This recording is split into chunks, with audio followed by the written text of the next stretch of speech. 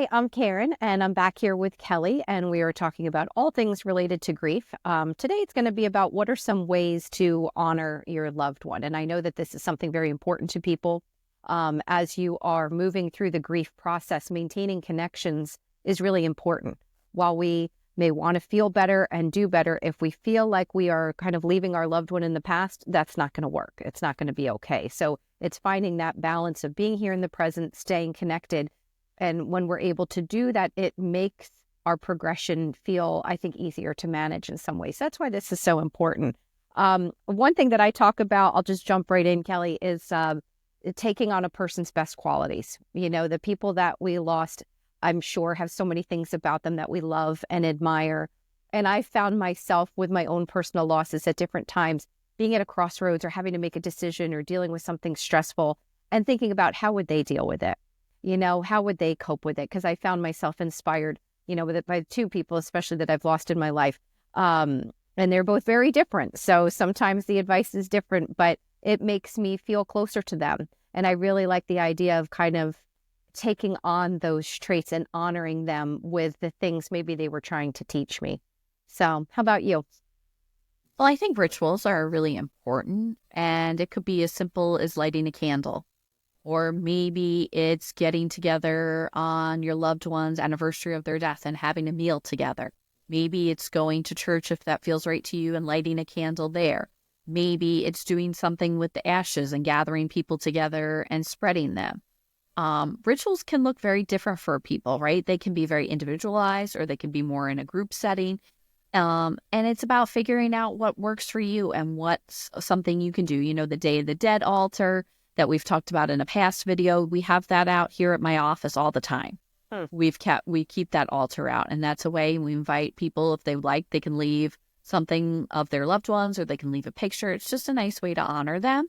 And so it's thinking about that. I have a client that, I guess this happened during COVID, where you went out and you banged on pots and pans at a certain time at night to kind of honor the first responders and the people in the medical field. And so she now does this every January 1st, or actually, I think New Year's Eve at 6 p.m. Her and her kids go out and bang pots and pans in memory of her mom. Oh, that's lovely. So that could be a Yeah. little ritual. Well, yeah, like you said, and it could be personal or you can involve other people, but it just feels good to do those things, you know? And I think sometimes we try and think of things on a larger scale because it's like we love them so much, we miss them so much. What's going to adequately demonstrate just how much I love them and miss them?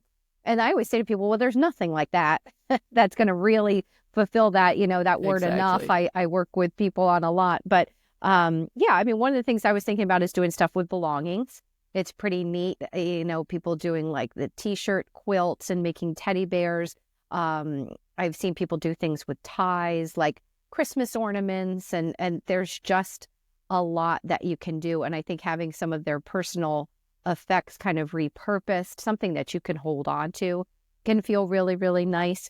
I've also had people like set up little spaces in their home. One of my favorites was a woman I worked with, and she had this like little a little space on her dresser. And her husband used to walk around with all these things in his pockets, like a golf pencil and some kind of measuring thing. And she just had that out on this beautiful little tray. And it was the content of his pockets, you know, just laid out for her to look at every day. It was so personal. It was so sweet.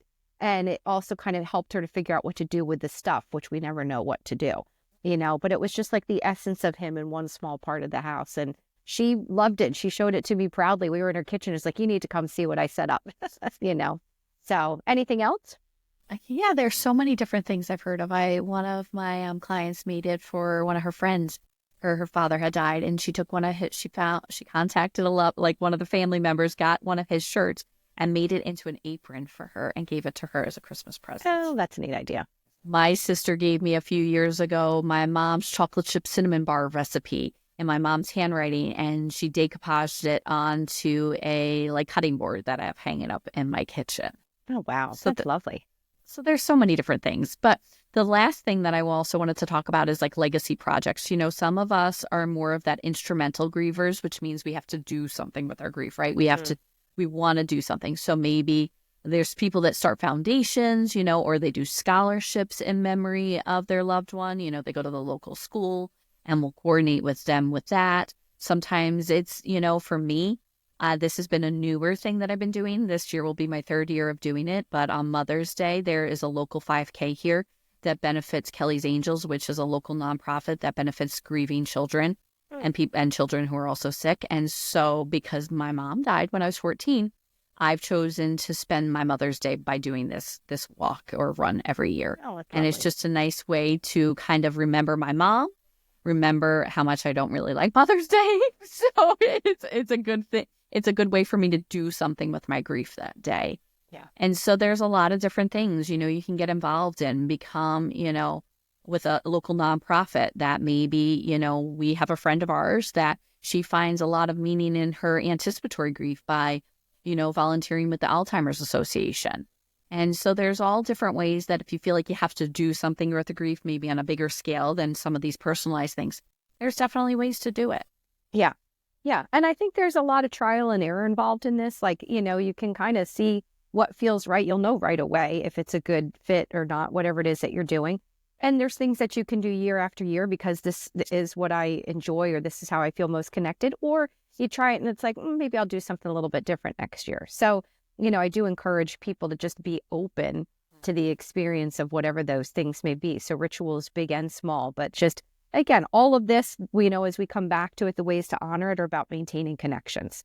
And that's something we really want to focus on and recognize that we do have our own choices in the way that we can do that. So, all right. Well, Kelly, thank you so much. Thank you to everybody. If there's anything that you want to hear more about, leave it in the comments. We're here to answer or address anything of interest to you. So thank you.